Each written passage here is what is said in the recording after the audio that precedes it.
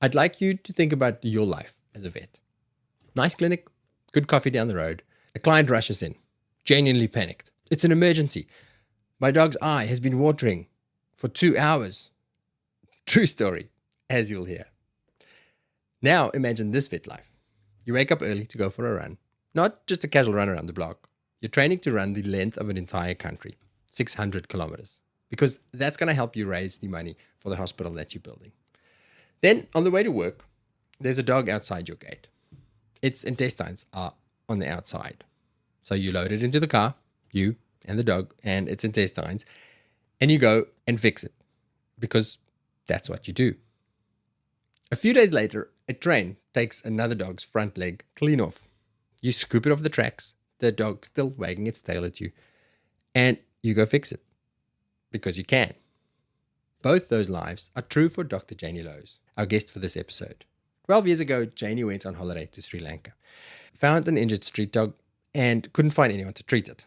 So she flew back home to the UK, told her boss she wanted to go back and do something about it.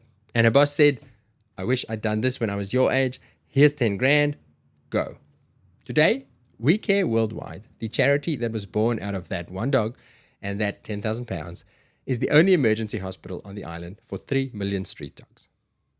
In between that all, Janey regularly flies home to locum in clinics that look a lot like where you work, which makes Janey one of the only people I know who lives on both sides of the line that most of us never cross.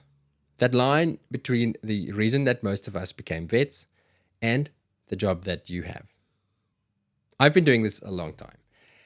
And I'll be honest with you, when I chat to Janey, I'm a little bit jealous. I'm Hubert Himstra, and you are listening to The Vet Vault, where we explore the paths less taken with the people who take them, to inspire you, give you some fresh ideas, and to help you fall back in love with veterinary science.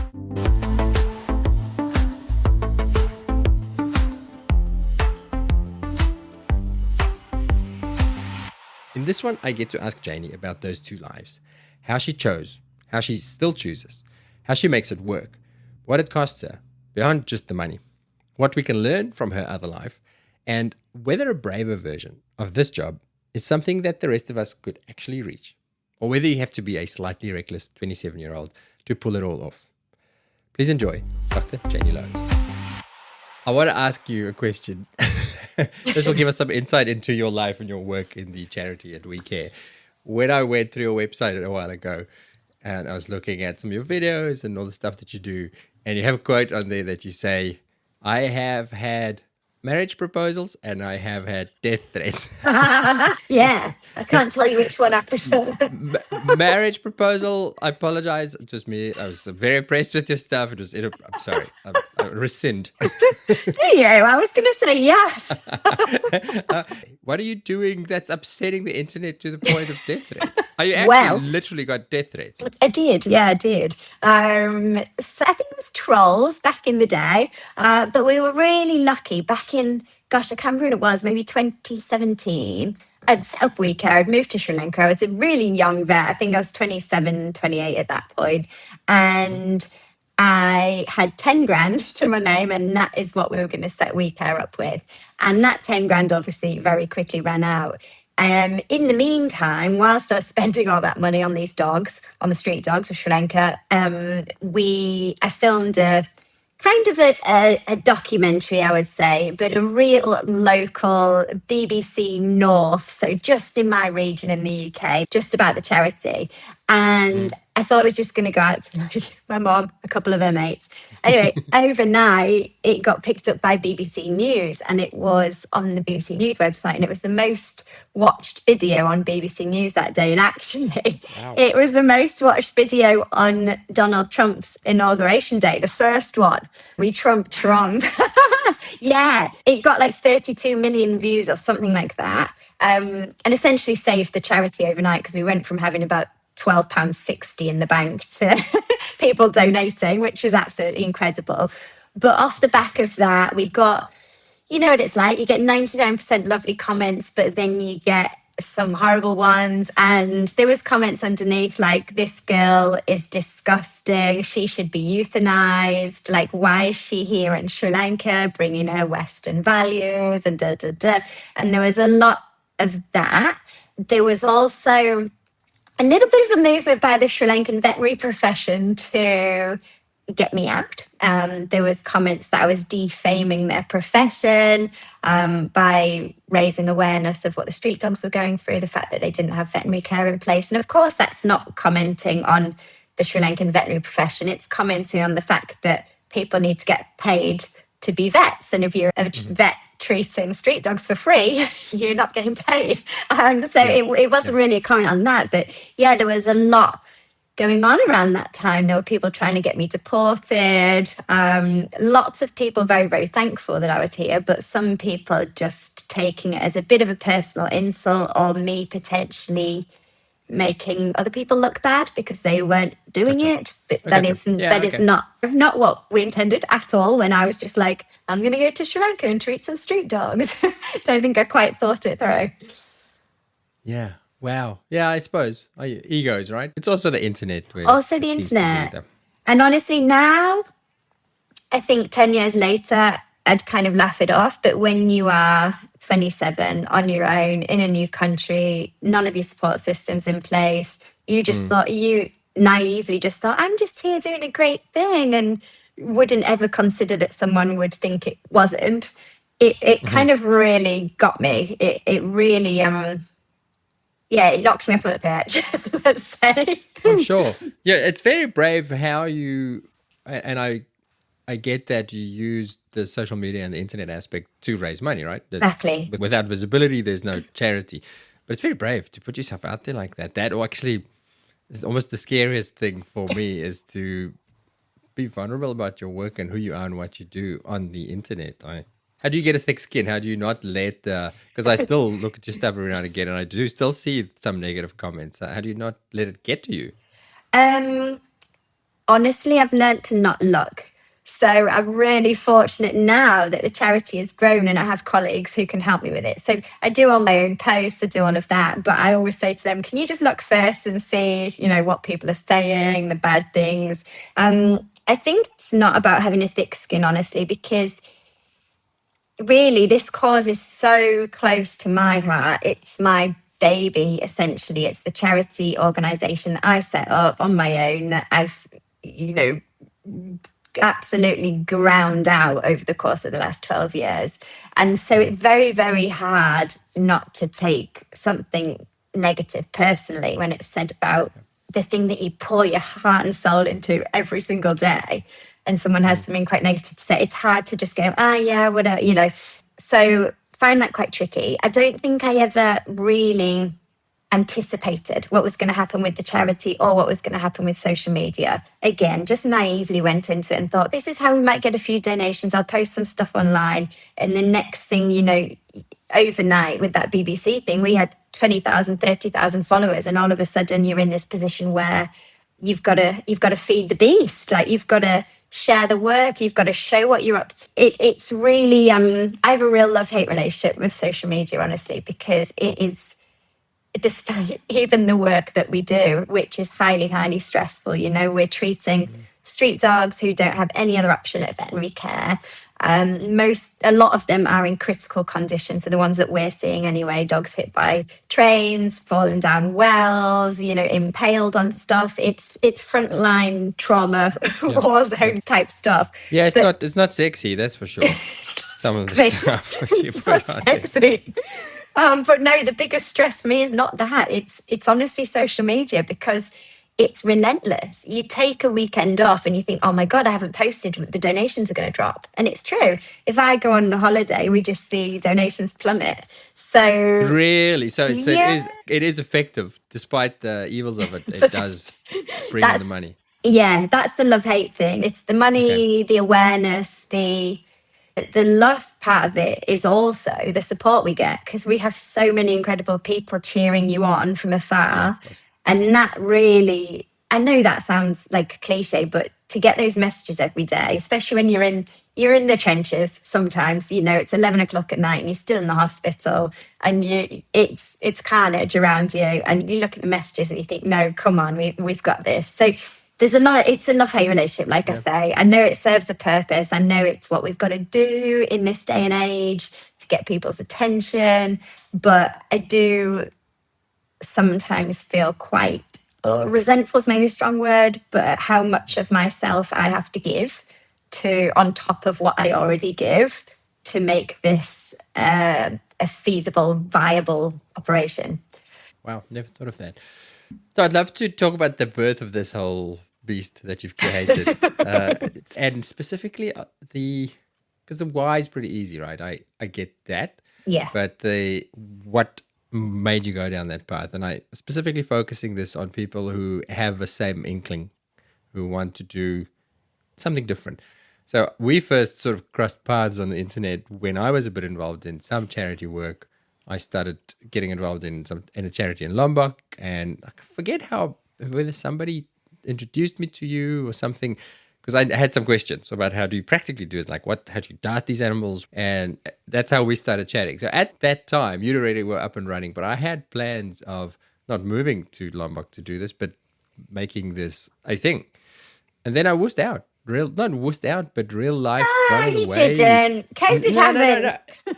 Yeah, COVID happened, but also life happened, right? Yeah. Responsibilities, financial responsibilities, kids, family, all that sort of stuff got in the way.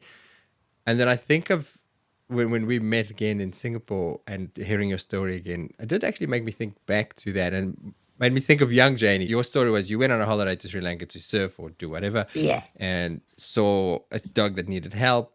And that was the trigger to say, oh, there's work to be done. Went back home, spoke to your boss, said, hey, I'm going to take some time off to go do a little bit of work in Sri Lanka. And then here we are, how many years later? Is that right? That's the gist of the Yeah, story? that's pretty much the gist of the story. So I found a dog that was sick and injured, and I was trying to call around loads of vets to see how I could pay for treatment. I would take him in, but nobody would treat him because he was a street dog. And so I went home, spoke to my boss, said I want to do this. And actually, an important part of the story is he said to me, yeah, go. He said, here's 10 grand to get you started. Because he said, I wish I'd done that when I was your age. I wish I'd gone and helped when I was your age. He was like, go and do this, you know. So I could never have gotten this off the ground. Yeah, absolute legend. So that was amazing.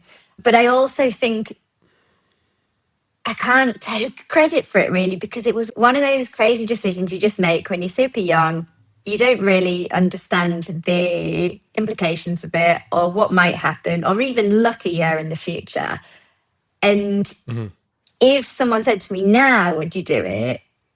It would be very different. Exactly as you say, you've got responsibilities. You would think everything that could go wrong. We've obviously learned through experience that stuff does go wrong. But when you're 26, you're like, yeah, whatever, like I'll just give it a go and see what happens. And so I don't think I knew the gravity of what I was letting myself in for. That's one. So I don't think it was necessarily bravery. I think it was probably stupidity, naivety, and just being young and giving something a crack. I'd like to think I'd still do it now because I do firmly believe in the cause. It breaks my heart that 75% of the world's dog population is unowned, and therefore very few of those are receiving veterinary care. 99% of our veterinary resource is channeled into 25% of dogs. And I just think for me, that's a horrific statistic. So I would like to think that I would throw everything behind that now, but I don't know. Don't know if I'd be brave enough. So interesting. I love that answer. So it sounds like because my question was going to be, and you've pre-answered it, where did that courage come from to do it? Because it's a brave decision. It is I heard once the root word for decision is size, as in excise. And by making one decision, you excise the other possibilities. And by doing that, you said you turned your back on normal vet life. With most of us listening to this, what we do, which took courage, but it sounds like it wasn't so much courage as bravado, stupidity, and Excuse you. And 10,000 pounds of someone else's money. pounds of support from somebody kind. Yeah, and amazing. Yeah, it is very much that, I think. But I like that answer. It's not meant to be an insult because again, I think we do when we make these big decisions, and especially when you're younger, for any younger listeners. But also age is not an excuse, or let's say life stage. But we want to figure everything out. We want to say, well, I'm going to do this thing, but I need to know X, Y, Z, and it's going to work like this and this. And sometimes fearless bravado and we'll figure it out as we go. And being oblivious to what's about to come is actually not the worst way to approach something. No, I mean, that's how I live now. Like, I've learned from that good things come from that. So for me, I live by this thing of like, certainty for me is a terrifying concept. How boring to be certain that you know what's going to happen tomorrow, or you're going to be certain that, for me, no, I've learned to live in this chaos. Is it a personality trait or is it learned? Well, both, I would say. I feel like I wasn't quite this comfortable with being uncomfortable when I was younger. I was very much, I'm going to get all A's. I'm going to go to vet school. I'm going to marry my rugby player boyfriend. We're going to be like have kids by this age and do this and da da da. And then one day, I don't even know what happened. I just woke up and was like, oh my God, I've basically planned out my whole life and I'm 25 years old. I'd had the same boyfriend from the age of 14 and it was just going to be, the next step. And I just had this realization that I'm going to look up in 10 years and be in exactly the same position. So there was an element of breaking out, I suppose, and just being like, no, I'm going to go and do this. But I think fundamentally that was in me somewhere. And now it's something that I can very much harness and utilize to help the dogs. I'm going to momentarily take you out of Sri Lanka and Janey's world and back into Vet Vault land. Although, watch this space. We have started planning a Vets on Tour conference that will literally take you to Janey's world in Sri Lanka. But that will take a bit of time. In the meantime, I've not plugged our clinical podcasts for a while. As you'll hear later on, I'm very proud to say that one of the ways that Janey and her team stay clinically up to date is with our subscriber-only Vet Vault clinical podcasts. 2 episodes per week, short, practical, with something in each episode that will make you a better, more confident vet each time you listen. Backed, of course, by our beautiful show notes, which has grown into a bit of a library of content with almost 700 sets of notes, which is why our new AI search assistant with full knowledge of every episode is so useful. Go and check it all out at thevetvault.com. Click the button that says clinical content. Dr. Janey and her team get it for free. You'll pay just over $100 a year for an individual subscription, less as a team sub. But if you are a charity doing great work like Janey, and you could do with a bit of extra CPD, shoot me an email at info@thevetvault.com and we'll make something happen for you. Then, kind of on the opposite end of the scale to street dogs in Sri Lanka, if you love your continuing education in amazing places and you like a bit of snow and a lot of culture, then you should join us in January 2027 in Italy for our Dolomites Vets on Tour conference. It's in this tiny little alpine village in a hotel that looks like it comes out of a fairy tale. Like all of our events, you will be hard-pressed to find this quality of CPD while having as much fun. Go and check it out at vetsontour.com. Okay, back to Janey. I like that. So you had certainty, you had your plan, and all the stuff that you list there, the marriage, the kids, and the normal stuff, you excised that with your decision. Regrets? Sometimes on a lonely Friday. No, I'm joking. Sometimes, though, because I'm highly stressed. I'm living on nervous energy constantly. Most of the time I enjoy that, but there are times when, of course, it's too much and all you crave is a little bit of normality, anonymity. It sounds crazy, but to live in Sri Lanka can be quite hard. It's not like living in Singapore or Bali. I can't go to the supermarket and get, I don't even know, coriander rocket. There's none of this stuff. I can't get a block of cheese. Can't even buy tampons. You have to literally import tampons. So it's not an easy... Actually? Okay. Actually. All right. So it's not an easy life. It's not like, she lives on a tropical island and it's a breeze. It's pretty tough going sometimes. So they're the bits where I sometimes think, oh my God, I wish I could go to Coles and just get an easy, quick meal, not have to drive an hour away to get an iceberg lettuce for $24 because it's the only one on the shelf. It's... There are times when I do crave normality, but I also know that if I were to have it, I'd be bored within, a week, really. I've tested the theory. I go back to the UK a little bit and locum. I used to go to Dubai and locum there as well in an emergency hospital. And to start with, it's awesome. You've got your friends, you're going on regular nights out, you're eating good food, you've got all the convenience, and there's no dramas like you drive out of your gate and there's a dog with a, I can't even think. Oh, the other day it had eviscerated at my gate, and I just got the car out for work, and I'm like, oh Jesus, let's get you and your intestines in the car.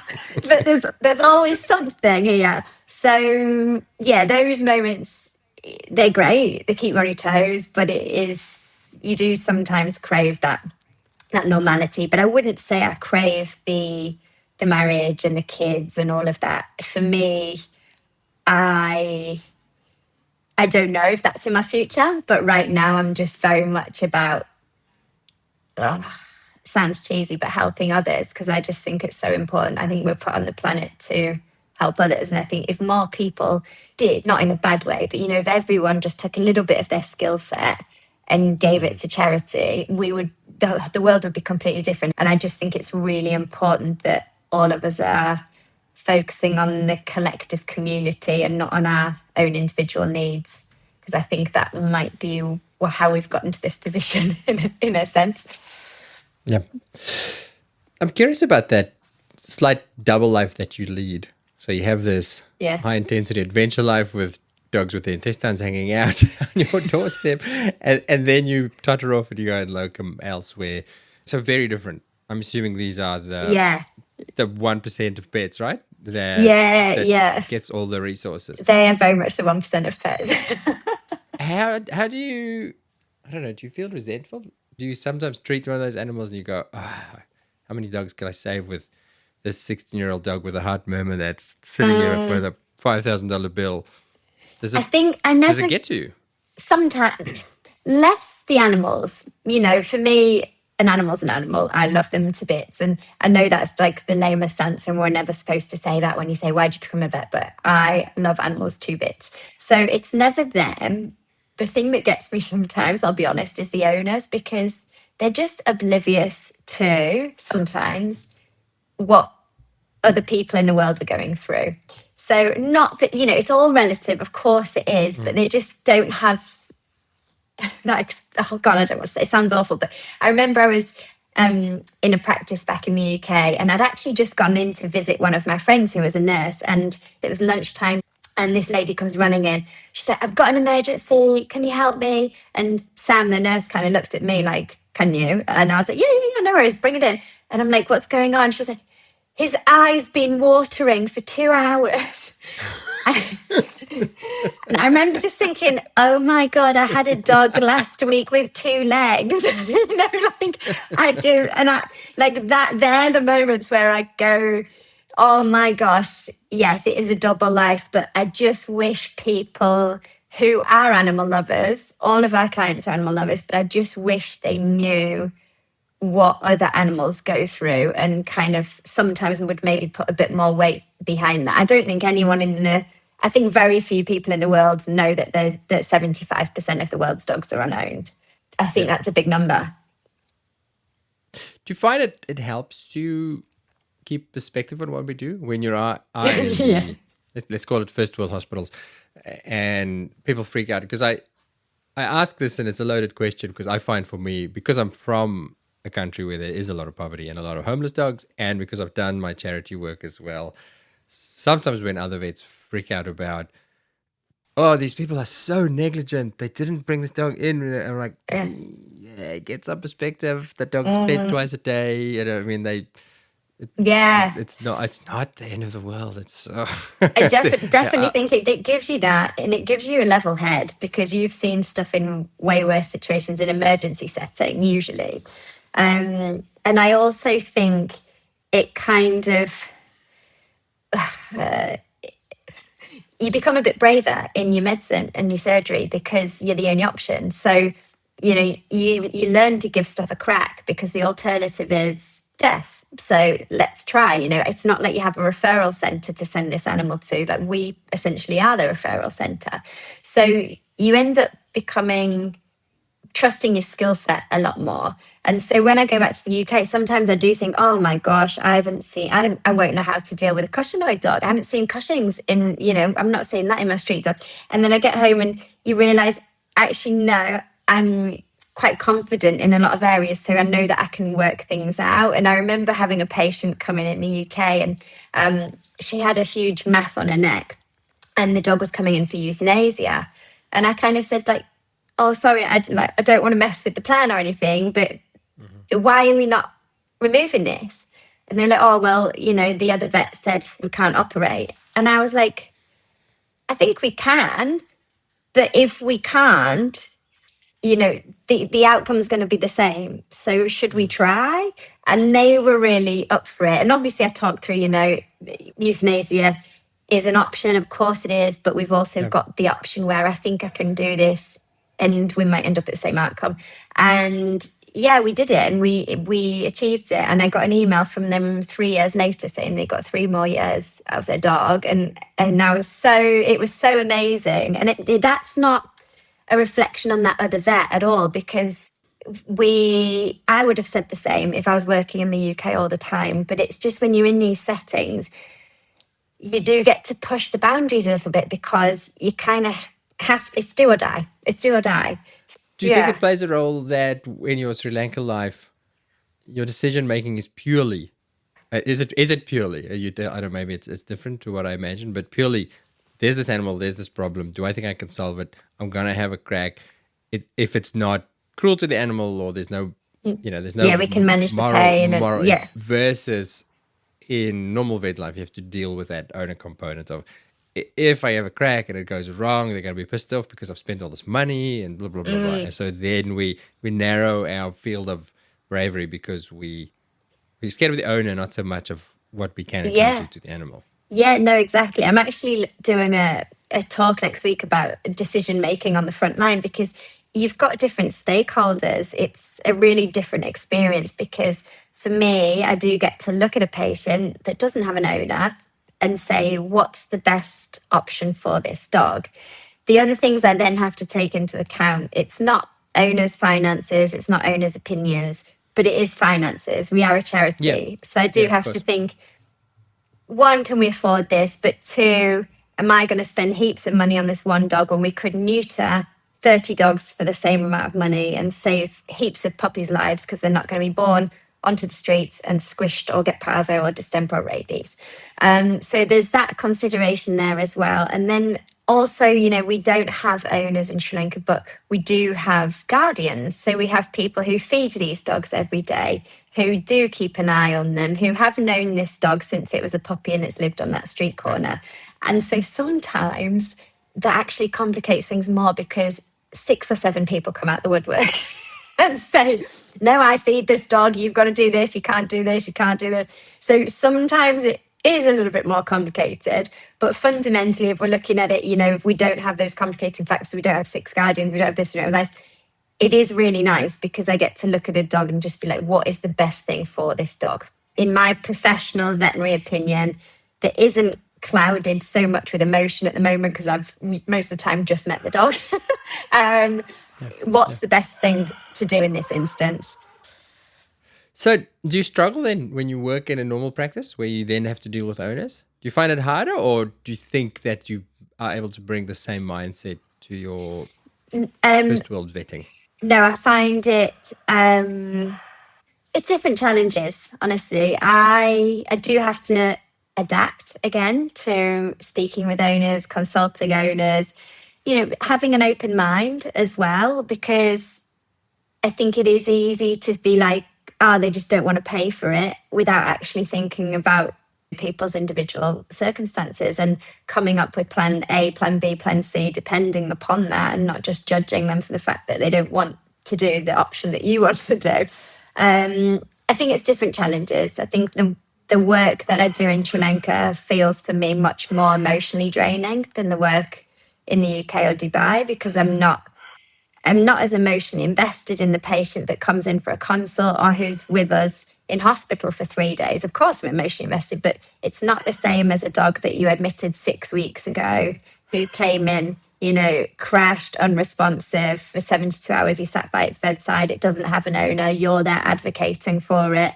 You're coming up with you do get really emotionally invested. And at that point, it's very hard to make clinical decisions without having your emotions involved. The initial admit stage, much easier, but once you have been involved with them, or it's a returning patient, so it's a patient like now, I've been here for 12 years, so some of the dogs that are coming in I've seen 2-3 times before. They've been in for this or they've been in for that, and a lot of them are coming towards the end of their lives now, and I'm finding that really, really, really hard. So they're all kind of your dogs, right? Because most vets are actually really terrible when it comes to, I know myself, when we lost our first dog that was our dog, I was a complete useless mess.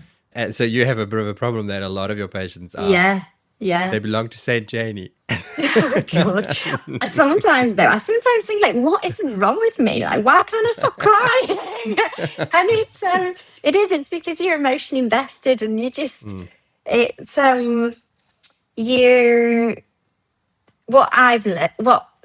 my take on it is that these dogs fight so hard every day to survive on the streets. It's not like they're starving or emaciated, anything like that. But, they're on roads with heavy traffic. They've got, there are sometimes cruelty cases. We've got a lot of wildlife. So we've got wild boars, we've got snakes, we've got crocodiles, we've got scorpions, we've got people who then try and poach those things. So we've got snares everywhere. We've got these things called hakapatas, which it's firecrackers essentially wrapped in meat, so that a wild boar goes and eats it and it blows their head off. But dogs eat them, and it doesn't it doesn't kill them. It just causes extreme damage that is often irreparable. But they are up against it every single day. And so when you see them coming into the hospital, you're scooping them up off the side of the road. And I just did one yesterday, a train accident where we had a traumatic amputation of the forelimb. And this dog's wagging his tail as I'm picking him up with a leg that has been sliced off. He's wagging his tail, and you just think, that fight that is in those street dogs, like, I owe them every bit of me. I owe them my clinical skills. I owe them my emotional investment. I owe them my dedication. Like, if they can fight to that degree, then so can I. And that's kind of how I approach it. Dogs are cool.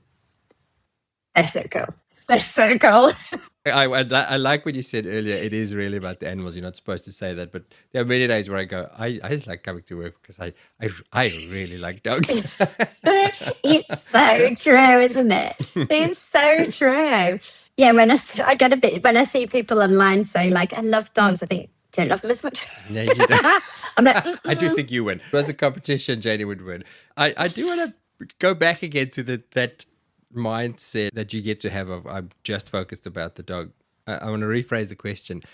When you go into your work where you have to consider owners and owner finances and stuff, do you still manage to keep that same mindset of, I am focused on the animal in front of me and what needs to be done? Or do you get the same clouding of judgment? Basically, are you, because it's still one of the hardest things for so many of us, are you good at talking about money and all that sort of stuff when you are in that other kind of a role? Because I'd love to foster that mindset a lot more, to go as, well, let me forget about not upsetting the owner or anything. What do I need to do? And then we can make a plan based on, I think, honestly, it's there's different versions of me.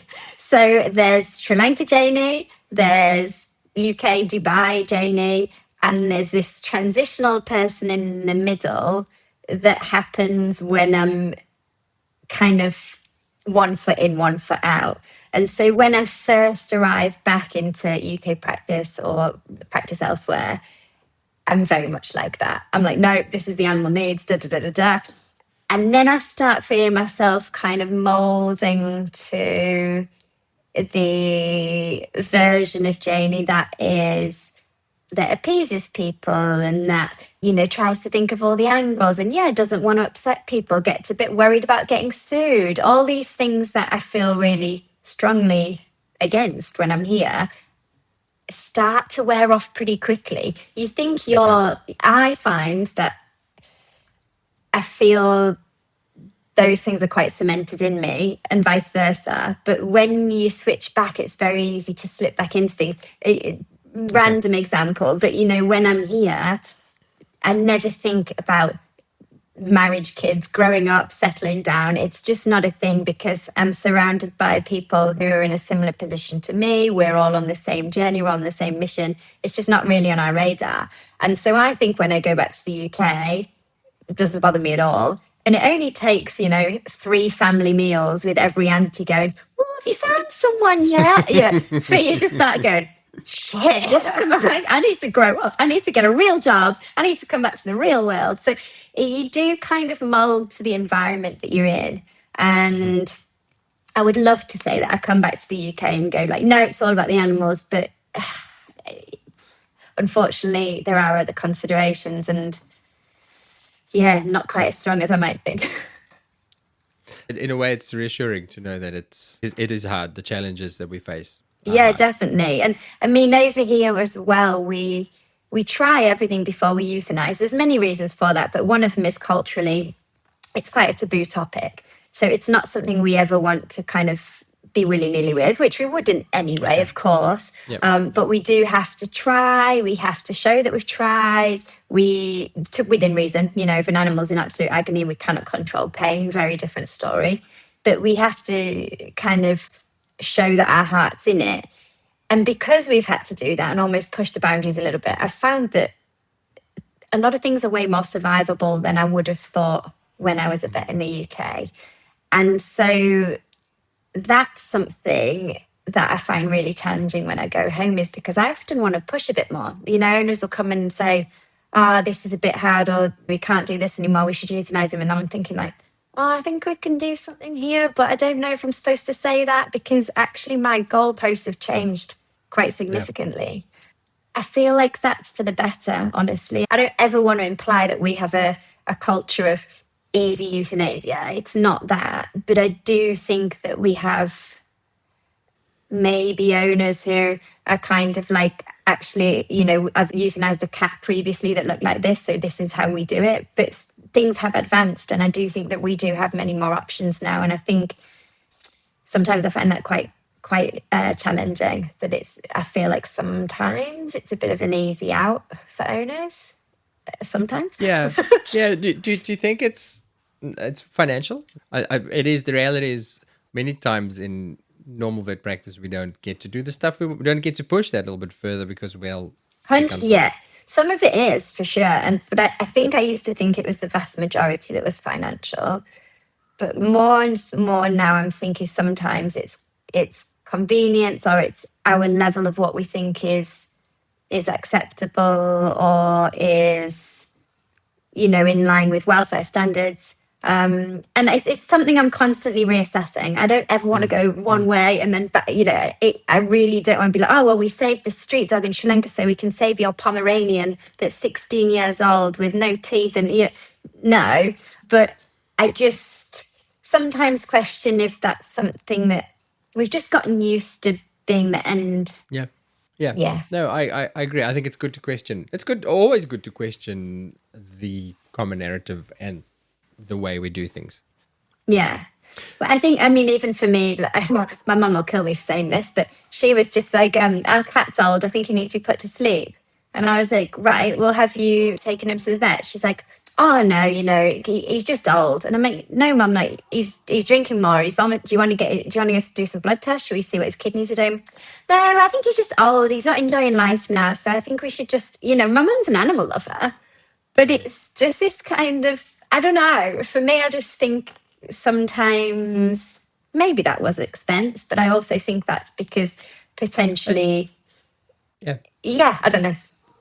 It is a cultural norm. You're right. That is the way we do it. That's how I grew up. When it becomes too much or inconvenient or, interesting. Or we don't maybe consider that there's been a lot of progression in the field since my mum, for example, since she was 20 and had her last cat to when she was 60 and had this cat, there's stuff we can do. So she actually said to me something like, I said, Julia, you should get a blood test. She goes, oh, she was stressed. Oh, what do you know? And I was like, a little bit. Little bit, Some Mum. stuff. Remember those 6 years that I was so stressed all the time? Do you remember it? Back to the 2 lives of Janey. I'm interested. Let's put a positive spin on it. What do you think we have in normal vet practice that we don't appreciate? Or for me, well, I like to think I appreciated them when I was there, but it's your colleagues.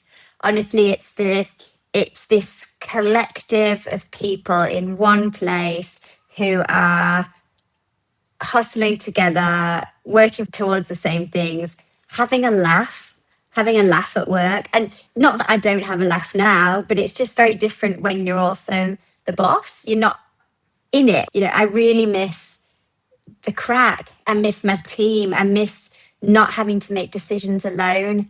I miss being able to bounce things off people. I'm so proud of how everyone in veterinary medicine has each other's back. And I think that's something we really underestimate. Even going back to what we talked about before with some negativity on social media, the vets and nurses are straight on there. It's very, very rare that you will get stick from a vet or a nurse because it's just like, oh, hang on, she's one of us, excuse you. And I just love that we're in it together. And I miss that a lot, to be honest. That's an unexpected answer and a really lovely answer. I assumed it was going to be bells and whistles and A fancy scope. machines and Yeah. scope and all those sort of things. Yeah. Well, those too, if anyone wants to give us one. But no, it is. It's the thing, right? I feel very lucky on this side of things that I'm with people who have put themselves out there and done something different because we are kind of all geared towards going into private practice. So the people who look up from that and go, oh, there might be another option here. They're cool people. They're cool people to be around. You learn a lot. They have a lot of life experience. Sometimes there's a lot to talk about, but it's very transient. So people will come to Sri Lanka, work at WeCare. It's a gap year for them, for the international people. It's a 1-year experience. Whereas I find when you're at home, you're living, breathing, this is your life. It's not some holiday within a life, it's your life. And yeah, I just think we really underestimate how much or maybe we don't, but I think I did, really underestimated how much I value being able to lean on my colleagues, whether I know I'm doing it or not. You just know that if you're having an awful day, you can ring someone, you can go into the staff room, you can talk to someone about it. It's just, you're not alone. And I think it's very easy to feel quite alone when you're doing the work that I'm doing, both geographically and emotionally and all of that. I think we do probably underappreciate it. I think it's so normal that we take it for granted. So thank you for pointing it out. Something to be grateful for. In fact, often we complain about our colleagues. We're like, that's it. Like, they might not be your people, for example. Like, am I going out on a Saturday night with them? Probably not. But will I die on the sword for them? Yes. They're my teammates. And I just think that there aren't many professions out there that have that. We have bonded, whether it's through trauma, who knows, but we've bonded for life with many of our colleagues. And I just think we're really fortunate to feel that we are one as a profession. And I'm proud to be a part of it. Speaking of people coming and going and helping out, so do you get people to come and help at WeCare? For anybody listening who goes, because I loved what you said earlier, if everybody just gave a little bit of their skills and gifts and what they can do to make the world a little bit better. Is that an option to come and do that with Janey? Yeah, definitely. So we have volunteer positions, but we also do have paid roles. I really need people to come and help me in this journey and for it maybe not to be so transient. So we have longer term roles. We have 2-year contracts for vets and nurses. Sri Lanka doesn't have a veterinary nursing profession. So we're trying to create Sri Lanka's first veterinary nursing school. So we need good vet nurses on board to help me develop that and lead that. And then we also have volunteering positions. So we have our hospital, which is the only emergency hospital on the island dedicated to the 3 million street dogs that we have here. It is kitted out to international standards, luckily. The only thing we're missing is a scope, in case you didn't get that in the previous conversation. We would love a scope, guys. But we're really lucky, we've got scanners, x-ray, blood gas, all the things that we need to treat to the level that we are. But we also have our neutering program. So we have 2 lorries out in the community every single day, neutering, vaccinating, microchipping about 60 dogs a day. So between 60. how many vets? Well, that's probably about 4 or 5 vets across the 2 lorries. So it's Wow, that's... yeah, it's So if you want to learn how to desex quickly, go and spend a little bit of time with Janey. yeah, exactly. It's the one thing I'm very good at is chopping off a quick pair of balls. But no, it is great, and it's great that you learn your surgical skills, but you also get to see a lot of Sri Lanka and a lot of the community because we provide these free neuters for street dogs, but also for owned dogs. So while sometimes at the hospital we are seeing maybe the worst of the worst, we are seeing dogs that have had boiling water thrown over them, and we're thinking, God, people are pieces of shit, Then at the CMBR program, you see the opposite end where you see a little old lady going back and forth 8 times in a day using a tuk-tuk and probably spending half her salary to bring street dogs or her own dogs to get neutered and vaccinated. So we do see the most amazing people here as well. And I think it's really nice to get out into the community and yeah, know that you're making big impact. In the hospital, it's incredible work that we're doing, but it's very individual based. Whereas when you get out in the community like that, you're like, oh my gosh, we've neutered 60 dogs today. And actually, each unneutered female can produce 27,000 puppies in her lifetime. So yeah. No, it's not. 27, you made that number up. That's insane. Yeah, pull down and not in. No, it's true. So she might have 6 pups, twice a year, half of those will survive. And so you think it's just 60 dogs, but actually the impact on the community is massive. And so you come away from every one of those days feeling pretty like, yeah, we've done something good there. It's great. So we would very much welcome volunteers, very much welcome staff as well. And it is a great way to use your skills. A lot of people say to me, without sounding like an idiot, but they'll say, oh, you're so selfless. And I'm like, I'm not at all. I feel selfish because I feel like I've hacked into a secret that is like, I love my job and I love my life. And actually I speak to a lot of my friends who are vets and they're not necessarily loving their job. And I get to do this every day. And because you're helping other people, it makes you feel good. And it's just this cycle of goodness. And it's really cool. And I think that there's nothing selfless about it. I think it's kind of selfish, really, because I'm like, I get to have all the fun. It's very self-aware. I did read something once, which I really enjoyed. It says that we are actually all selfish. It's just that some people have more refined taste in how they are selfish. So it's a good kind of selfishness. And it is so interesting because, the reason this podcast was born was because I and so many other vets are a little bit dissatisfied with our careers. Yeah. And I think it is. And I think that's why I'm also drawn to your line of work and why when I look at what you do, I'm a little bit jealous. Because there is that mismatch between what the 12-year-old kid who wanted to be a vet thought he'd be doing and then the stuff we just talked about.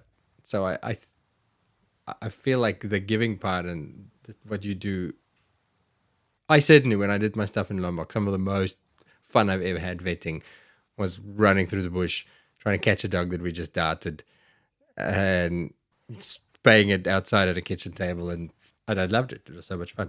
It does. It's very much that feeling of fulfillment and, satisfaction with what you're doing and you're doing a good thing. But also from what you've just said, it kind of feels a bit like you're a cross between a farm vet and a small animal vet because you're out and you're chasing animals and there's a bit of adventure about it. And so I do think that angle brings back some of that excitement that we're maybe missing in our day-to-day where we're quite disillusioned with the profession and we're not quite able to do, it's not quite what we thought it would be. I definitely had that. I had that 3 years in. I was thinking, is this it for the rest of my life? And I would love to get to a point where vet students or younger vets can see charity vetting as a viable option. Because at the moment, like I say, it's seen as a gap year. And actually, there are many opportunities out there where it can be somewhat of a viable option. You can hustle and make it your life. Do you think the thing that holds us back is money, personal income?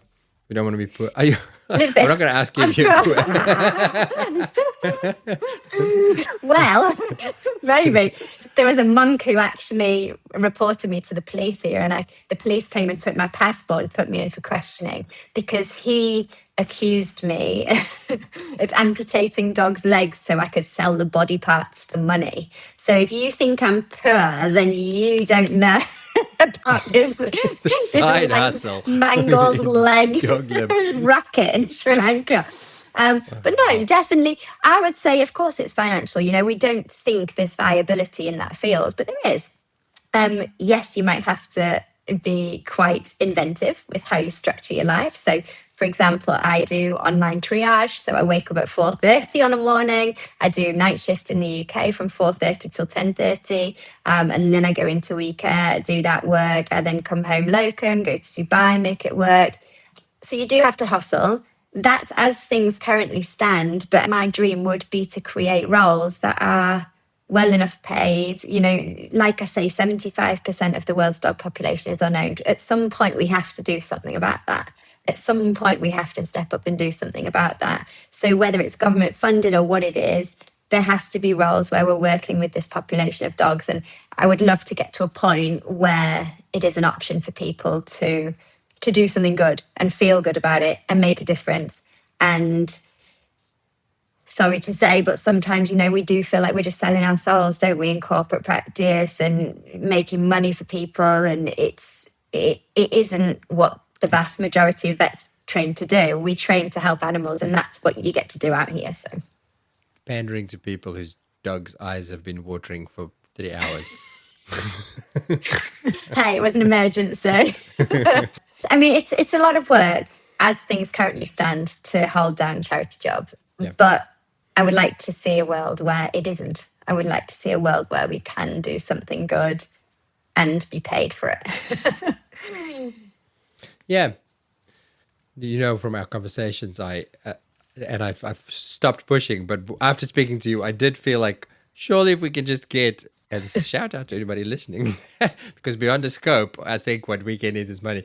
But people like you, I'm not saying Janey specifically, but surely as a profession, we can pull together and say, hey, between us, we can probably pay somebody a salary, a living wage to go and do the important work that we all want to see done. Yeah. Well, I think there's that, but I also think there's a lot of potential value in what we do to people who might want to fund it as well, because the cases we're seeing are wild. You know, these are cases that should be written about in journals. They're cases that specialists ask me about. And we're well qualified. You know, we're doing our certificates, we're doing extra qualifications, like, you know, I've got my ACC certificate. So it's not just like we're out here neutering dogs, kind of wasting away, doing all the fun stuff. Like, we are pushing the boundaries of medicine and surgery. And I do think there's a lot that can be gained from that worldwide as well, whether it's exchanges with certain companies or getting it out on social media, sponsorship of the work that we do. I think there's a lot of scope there, but it's about people realizing that, I think, and not just thinking, she's having a bit of fun over there neutering dogs. I remember my boss in Dubai said to me, do you not think you're losing all your skills? And this was after I'd been in Dubai. I'd been working for them for a couple of years, and I think I'd done 3 cats a day as well. So, you know, and in Sri Lanka, I'm doing 10, 15 a day, and I'm being told I'm wasting my skills in Sri Lanka. So I think it's an appreciation for the work that a lot of people are putting in and the achievements that they're gaining outside of the typical setting, outside of academia. And know sometimes it is easy to be like, oh, well, they're not a specialist or they haven't done their residency, but there's a lot of people doing cool stuff out there as well that just aren't in an academic setting or have many, many letters after their names. I'm not bitter. That sounds a bit bitter. I just, you know, I think sometimes people look down on it a little bit like, oh, cute. But it's not cute. We're doing really cool shit. I like that. It's cool. I like that you say that, because it can look like that, right? Especially for people considering the career is to go, well, I don't want to go and go and spay dogs on a kitchen table with unsterilized equipment. No, it's not that. Yeah, no, not at all. I've worked It's not often I blow my own trumpet, but I will on this. I've worked really, really hard to create a setting where we're not compromising standards. For me, it's really important that street dogs don't receive second-rate care, and I think sometimes that's the presumption of like, oh, charity work, they won't be sterilising their kits, or they'll be using this or this. Absolutely not. Like, I have hustled and begged and pleaded and flown across countries to make sure that we have the correct equipment, to make sure that everything is done to international standard, because we should never be cutting corners just because the dog doesn't have an owner. Yeah. I think we're running out of time. So we need to start wrapping up because you've got phone calls to make so you can run an effective charity. So you're not going to get away without my standard questions. Are you a podcast listener? Yes, I'm nervous though. I haven't got good answers for these things. There's no good or bad answers. What are your answers? Oh, come on then, give it to me. What do you listen to? What podcasts do you like to listen to? No, my podcasts are atrocious. So they won't inspire anyone. I've actually started listening to a lot more podcasts now that I'm training for a run. So I'm running from the north of Sri Lanka to the south. So it's a 600-kilometre run that I'll be doing over the course of 25 days later in the year.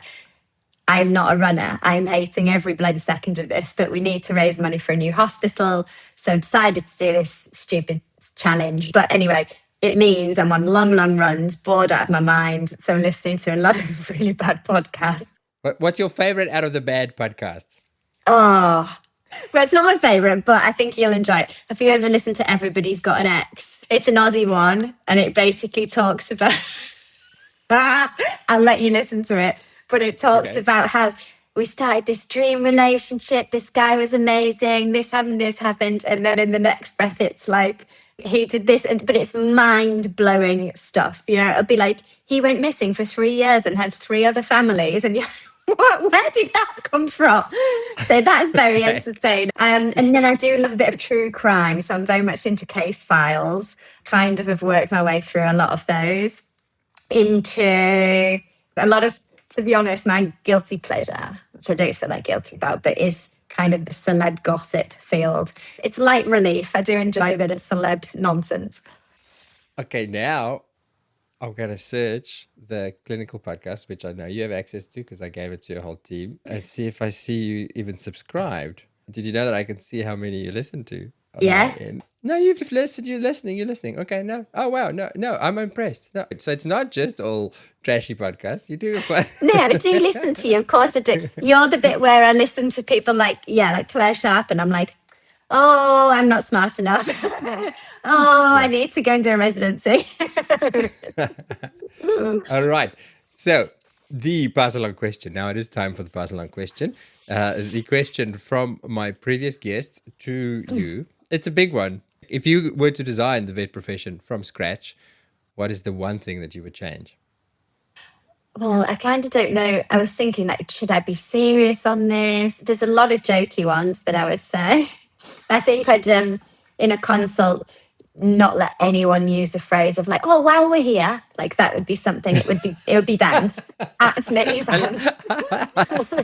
But yeah, on a kind of deeper level, I think it would be really cool if we could split the profession so that somehow we pay equal attention to street dogs, unowned dogs, stray dogs. So maybe it's 50% of your time in practice and 50% and we switch or something. I mean, that's a dream world, isn't it? But it would be really nice if we could, as vets, because I know we all want to. It's not us that are the problem, it's the system that's the problem, but pay attention to all animals equally. Yeah. Your question for my next guest, not knowing who they are. So my question to the next person is, what is the most socially acceptable lie that you tell in veterinary medicine? Or that we tell in veterinary medicine? As a profession? Yeah. Cool question. I feel like we're going to expose ourselves, though. I hope there's no owners listening. I always forget that there might be non-vets who listen to this. I like it. Good question. All right, let's wrap it up. The one bit of advice. You have the opportunity to speak to all of the veterinary new grads of 2026, and Janey gets to give them one bit of advice for their vet careers and lives beyond. Oh, so cheesy. I kind of can't, I'm shitting to say it. I'm retching as I say it, but just be true to yourself. I kind of knew early on that I wasn't going to fit into that box. And I think the veterinary profession is a lot more flexible, adaptable, wide reaching than we might be led to believe when we're in university. There are so many things that you can do to enjoy your job, stay in the profession. So if you do get to a point where you think this might not be for me, don't stay in that situation. There are so many things that you can do that benefit animals. And I know that's what all of our aims are. So just keep your eye on the prize. The prize is the animal's welfare. And, that's what we're here to hope. We're here to serve them ultimately. So do that in the way that feels the most true to you. I love that. Thank you. You lead by example. Thanks so much for making the time, and genuinely, every time I connect with you and chat to you on or off air, I feel slightly guilty, but in a good way, because it's the sort of feeling that inspires you to do something, to do some of that good. So thank you for doing what you do and for sharing your message. And I hope that somebody out there, you might not get any marriage proposals from this episode, but hopefully you get lots and lots of money and a scope. I know what I'd prefer.